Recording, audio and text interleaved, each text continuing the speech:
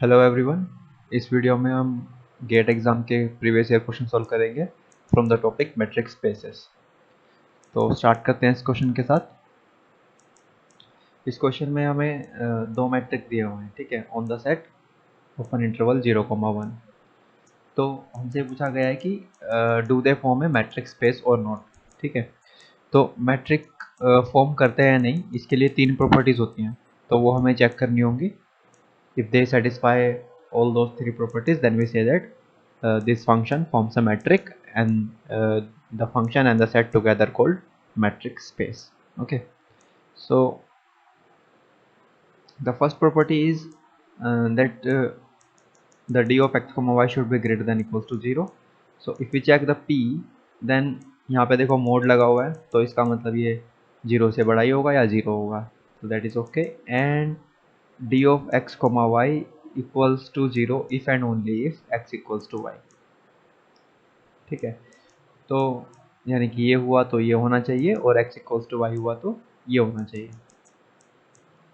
तो अगर देखो d of x comma y 0 हो जाता है, तो इसका क्या मतलब हुआ कि log x by y equals to 0, और log तो 1 फंक्शन है, यानी कि log 1 पे 0 देता है, और कोई एलिमेंट ऐसा नहीं है जहाँ पे log 0 दे, ठीक है। तो इसका मतलब x by y equals to 1, that means x equals to y। Okay, so that means अगर ये 0 है तो ये हो रहा है, और अगर x इक्वल्स टू y हो जाए तो तब x बाय y 1 हो जाएगा, और log of x by y is 0 हो जाएगा, है ना। x बाय y 1 क्यों होगा हमेशा?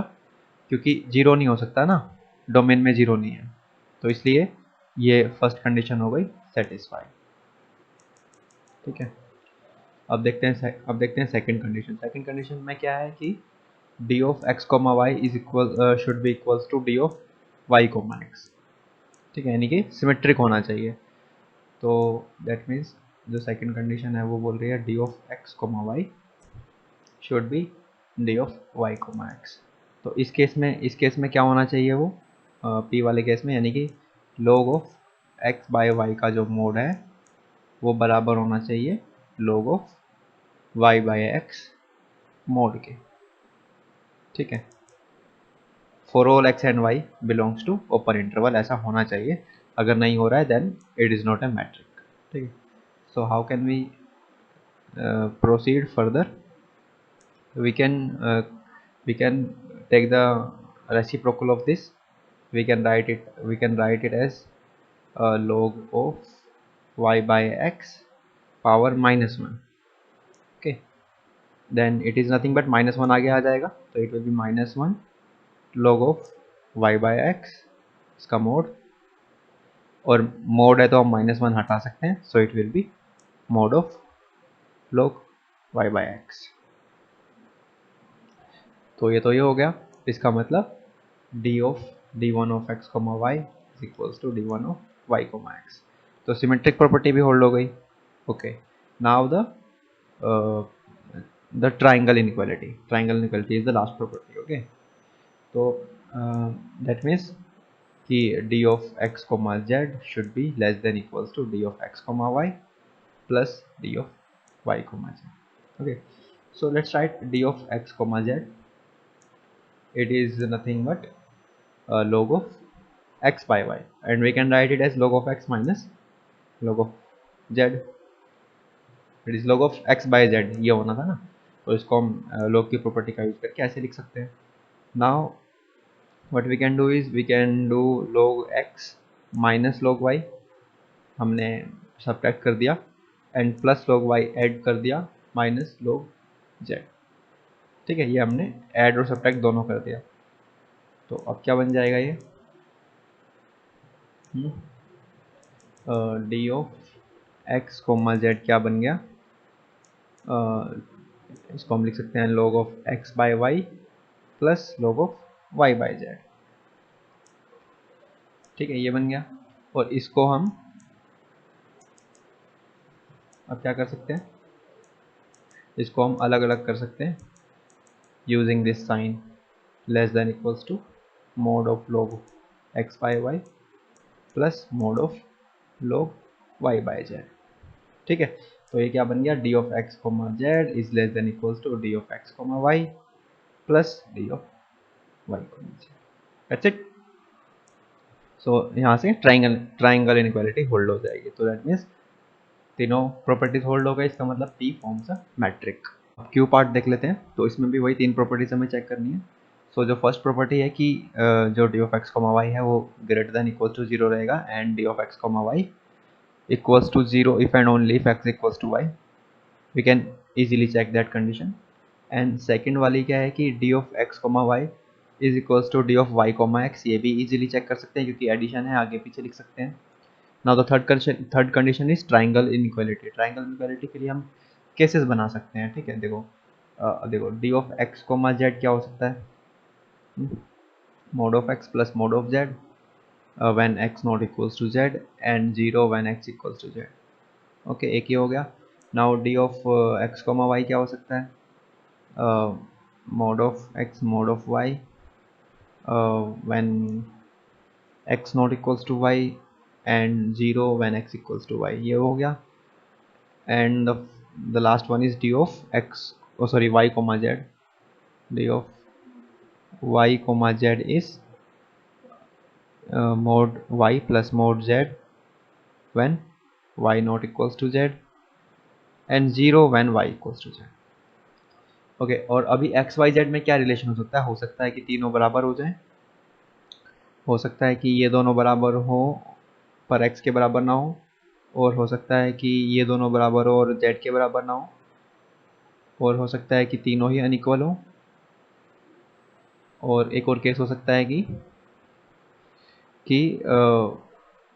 x और z तो बराबर हैं but they are not equals to Y.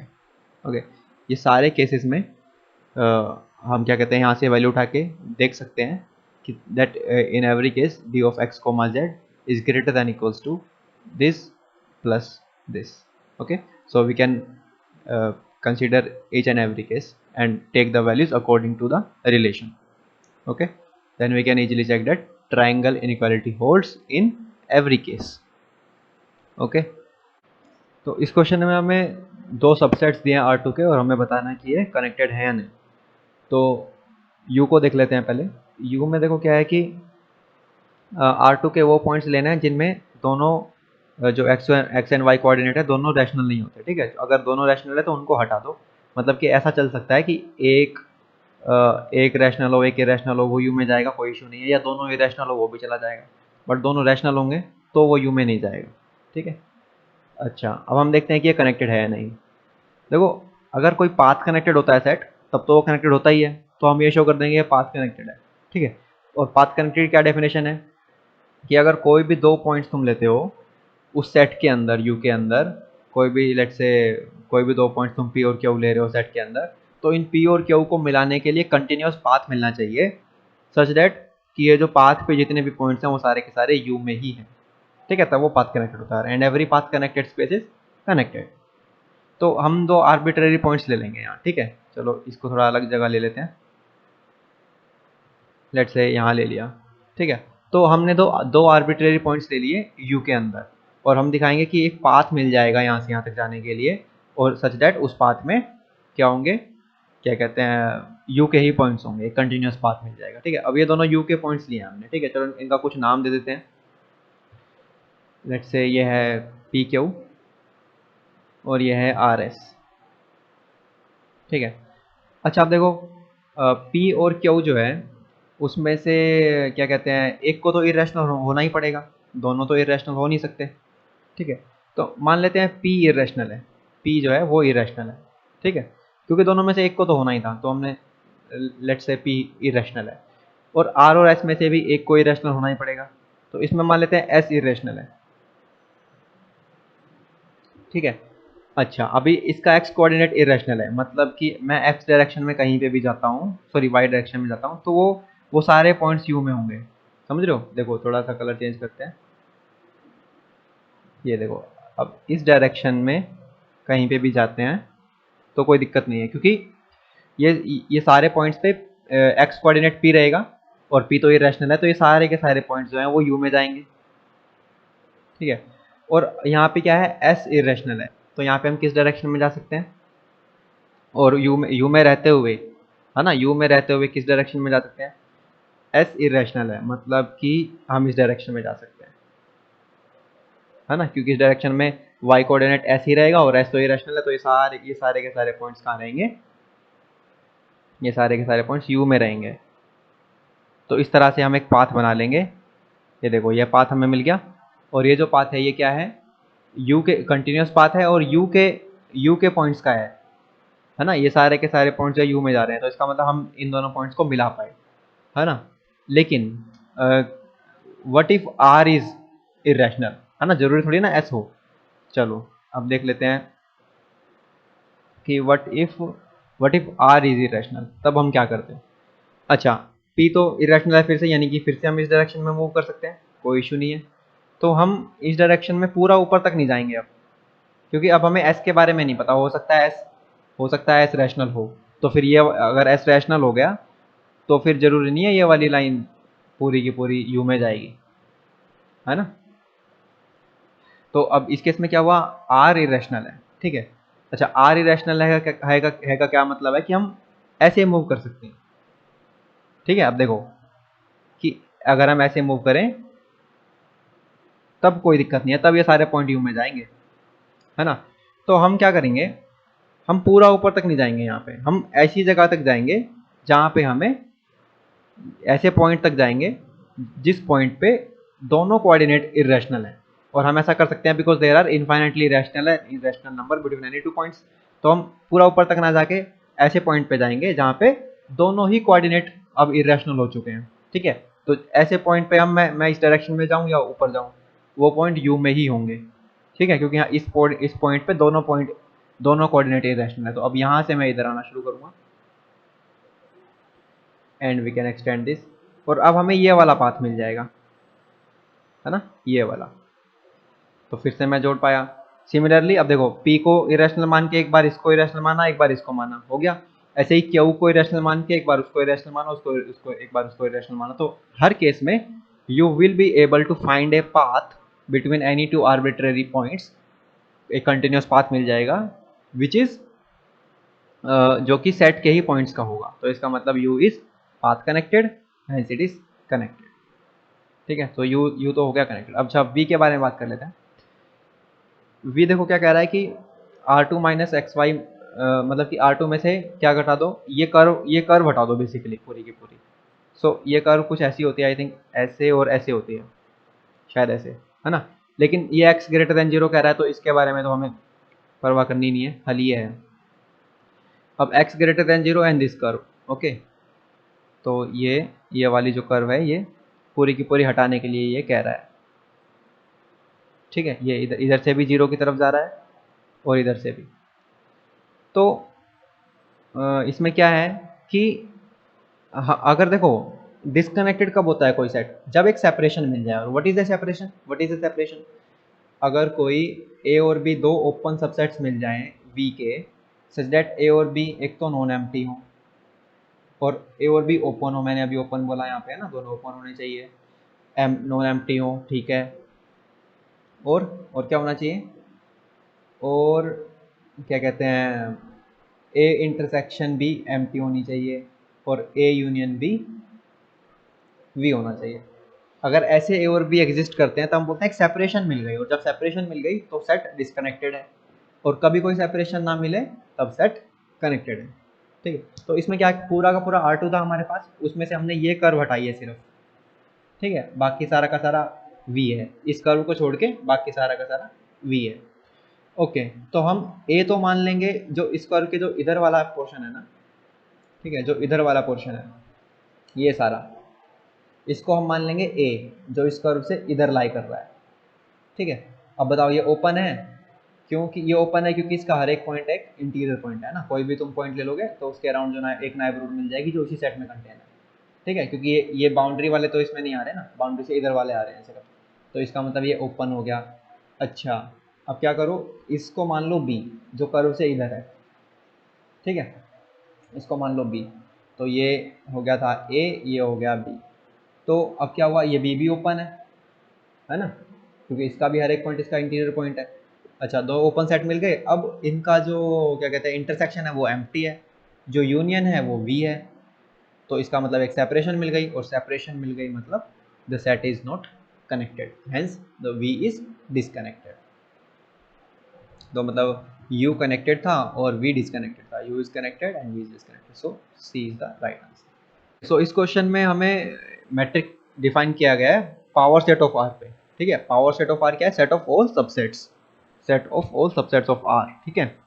तो अब उसके एलिमेंट्स पे एक d डिफाइन किया है, और फिर बोला है कि ये जो सेट गिवन है क्या ये बाउंडेड, टोटली बाउंडेड होगा या कॉम्पैक्ट होगा, वो बताना है। तो ये देखते हैं इसमें कि पहले इसको समझने की कोशिश करते हैं कि ये क्या कहना चाह रहा है, ठीक है। देखो ये जो u और v है ना, ये इनको नॉर्मल दिखने वाला सेट मत समझना, ठीक है। ये मत समझना कि ये r के सबसेट है, नो, ये पावर सेट ऑफ r के सबसेट है, ठीक है। पावर सेट ऑफ r के सबसेट है, मतलब कि अगर एक इमेज तुम बनाना चाहो अपने दिमाग में u की, तो वो कुछ ऐसी होगी कि u में क्या होगा, सेट्स हैं, u में एलिमेंट्स नहीं है, नंबर्स नहीं है, सेट्स हैं, ठीक है। मतलब कि ऐसा एक नेचुरल नंबर का सेट पड़ा हुआ है, एक रैशनल का पड़ा हुआ है, ऐसे करके, या एक कोई 1 2 3 पड़ा हुआ है, ठीक है, ठीक है। तो ऐसा ऐसे करके कुछ कुछ सेट्स पड़े हुए हैं, ठीक है। तो ये क्या है, सेट्स की कलेक्शन है, कलेक्शन ऑफ सेट्स, और ऐसे ही वी भी ऐसा ही दिखता है, ठीक है। तो just to give you an idea,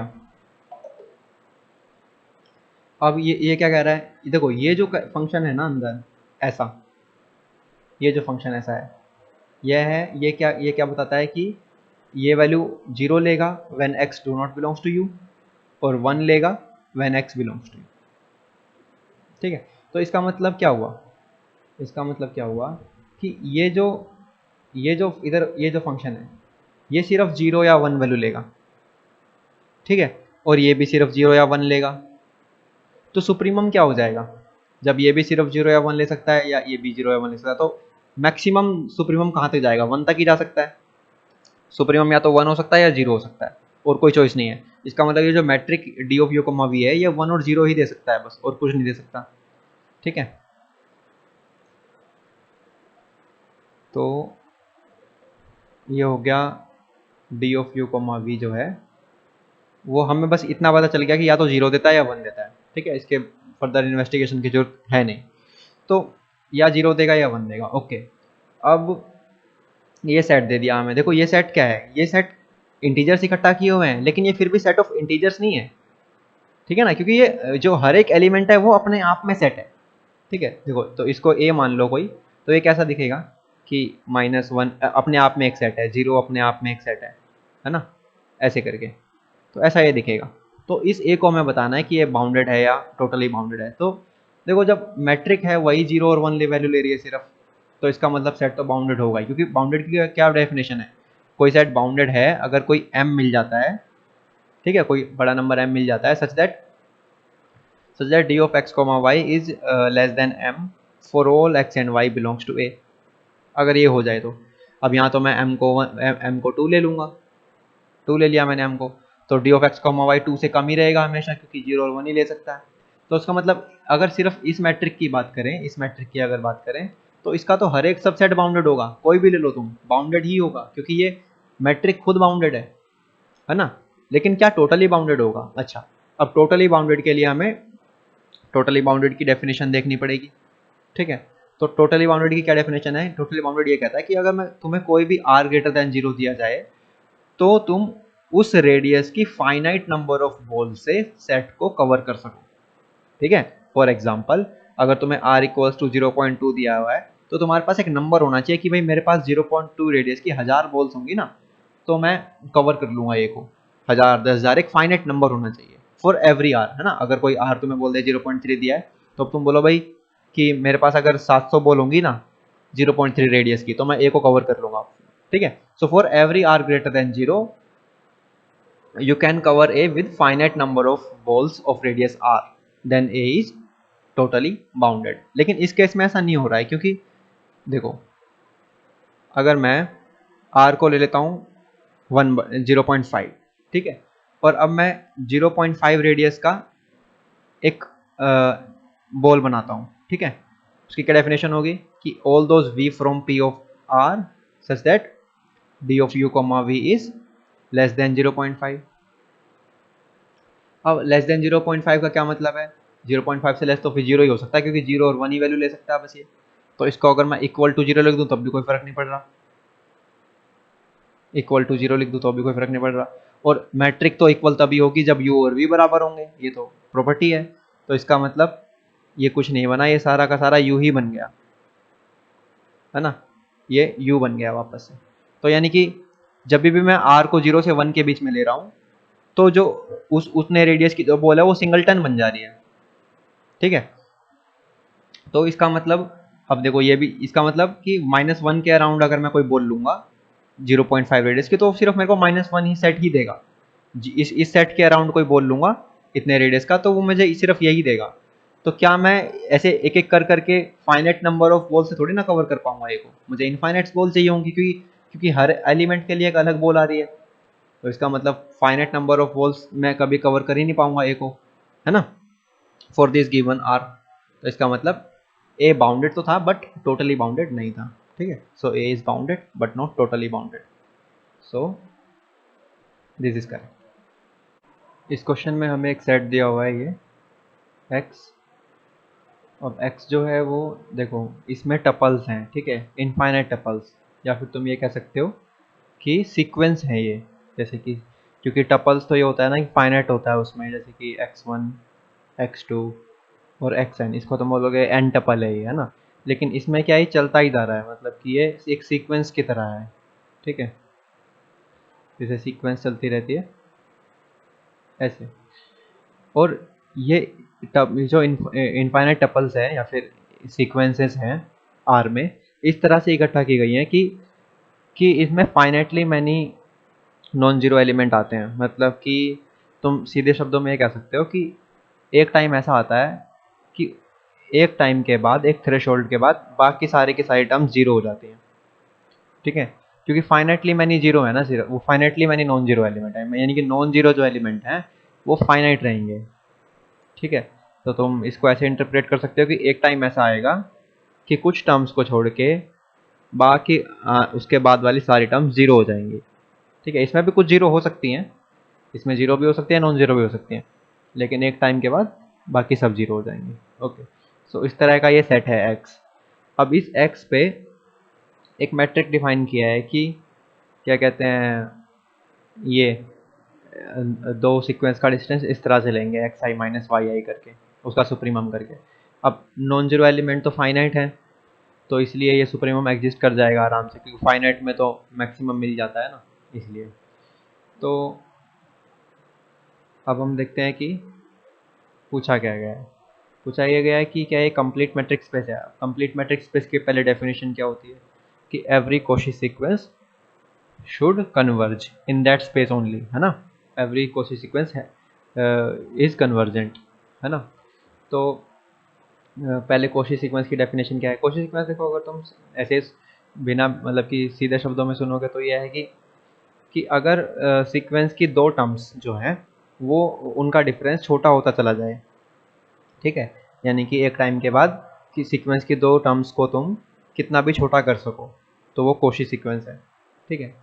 लेकिन कोशी सीक्वेंस और कन्वर्जेंट सीक्वेंस में फ़र्क क्या है ना, क्योंकि दो टर्म्स को छोटा, तो दो टर्म्स का डिफरेंस छोटा तो तुम कन्वर्जेंट सीक्वेंस में भी कर सकते हो।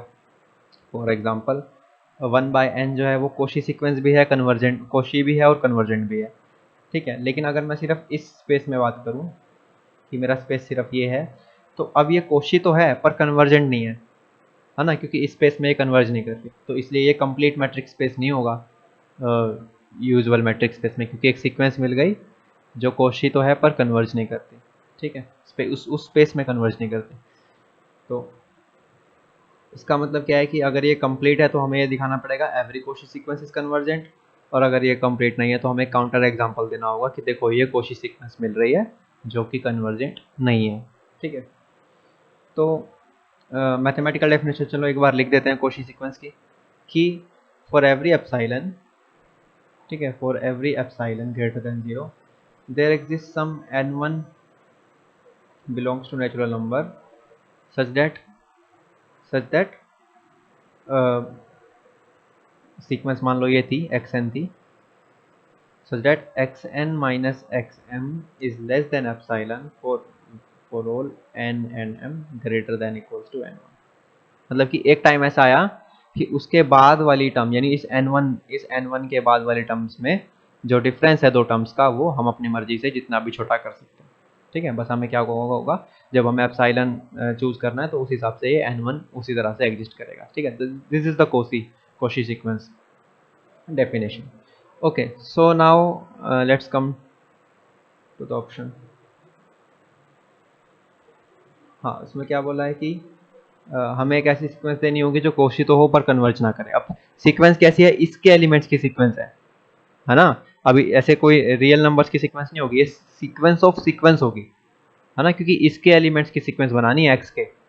तो क्या, तो मान लेते हैं कि सीक्वेंस ऐसी है, कोई वाई एन सीक्वेंस मान लेते हैं। ठीक है, और वाई एन क्या है, 1 1/2 1/n और बाकी सारे 0। ठीक है, इसमें इस तरह के एलिमेंट है। देख लो, अब y को 1 रखोगे, देखो सॉरी n को 1 रखोगे तो y1 क्या मिल जाएगा, y1 क्या मिल जाएगा, 1 0 0 0 0। ठीक है, फिर y ये इनफाइनाइट चलता रहेगा। फिर y को 2 रखोगे तो क्या मिल जाएगा, 1 1/2 0 0 0 0। ऐसे ही y3 y4 ऐसे करके तुम्हें एक सीक्वेंस मिल रही है। ठीक है, अब ये जो yn सीक्वेंस है हम दिखा देंगे ये कोशी तो है पर ये कन्वर्जेंट नहीं है। अब ये कोशी कैसे है, देखो तुम आगे चलते रहो तो तुम्हें पता चलेगा yn और yn+1 इनका जो डिफरेंस है वो क्या आएगा, 1/n+1 ही तो आएगा, है ना, क्योंकि बाकी टर्म तो माइनस हो जाएंगी। सुप्रीमम लेना है हमें उन डिफरेंस का। ठीक है, तो बाकी टर्म तो 0 0 0 क्योंकि सेम टू सेम है ना, जैसे इसमें 1 में से 1 गया 0, अब इसका सुप्रीमम आ जाएगा 1/2, ऐसे इसका आ जाएगा 1/n+1। और ये जो सुप्रीमम है, ठीक है ना, अब इसका मतलब इसको हम अपनी मर्जी से एप्सिलॉन से छोटा कर सकते हैं, बस हमें एक ऐसा n1 चूज करना पड़ेगा, है ना। तो इसका मतलब कोशी तो है क्योंकि दो टर्म्स का जो डिफरेंस है वो जितना मर्जी छोटा किया जा सकता है। ठीक है, कोशी है, लेकिन ये कन्वर्जेंट नहीं है। कन्वर्जेंट क्यों नहीं है, क्योंकि इसकी जो लिमिट है वो x में जा ही नहीं रही। क्योंकि इसकी लिमिट क्या है, इसकी लिमिट ये देखो ये बढ़ता चला जाएगा, ये आगे और आगे और आगे चलता चला जाएगा। तो जो लिमिट होगी ना इसकी, उसमें उसमें इनफाइनाइटली एलिमेंट्स होंगे, infinitely many non zero elements होंगे। ठीक है, और infinitely many non zero element होंगे तो उसका क्या मतलब है, वो एक्स में नहीं जाएगा। इसका मतलब ये कोशी तो है पर कन्वर्जेंट नहीं है एक्स में, इसलिए ये जो स्पेस है एक्स टी वो एक कंप्लीट मैट्रिक्स स्पेस नहीं है। ठीक है, अच्छा, अब कोई मैट्रिक्स स्पेस कॉम्पैक्ट की देखो डेफिनेशन, एक तो ये है कि every open cover has a finite सब कवर। और मैट्रिक्स स्पेस में स्पेशली हम एक चीज़ और इस्तेमाल कर सकते हैं कि अगर मैट्रिक्स स्पेस कंप्लीट होता है तभी वो कॉम्पैक्ट होता है। ठीक है, तो अब इस ये जो सेट है ये पूछ रहा है ये कॉम्पैक्ट है नहीं। देखो हमने जो एग्जांपल अभी दिया था ना वाई एन सीक्वेंस वाला, वो एक्चुअली इसमें मिल जाएगा क्योंकि हमने जो भी y1 y2 जो भी हमने टर्म्स लिए हैं वो सभी की सभी का ओरिजिन के साथ डिस्टेंस 1 से लेस ही है, 1 या 1 से लेस है। ठीक है, तो जो भी हमने सीक्वेंस लिया वो असल में इस सेट में मिल जाएगी। इस सेट को ए बोल देते हैं, चलो।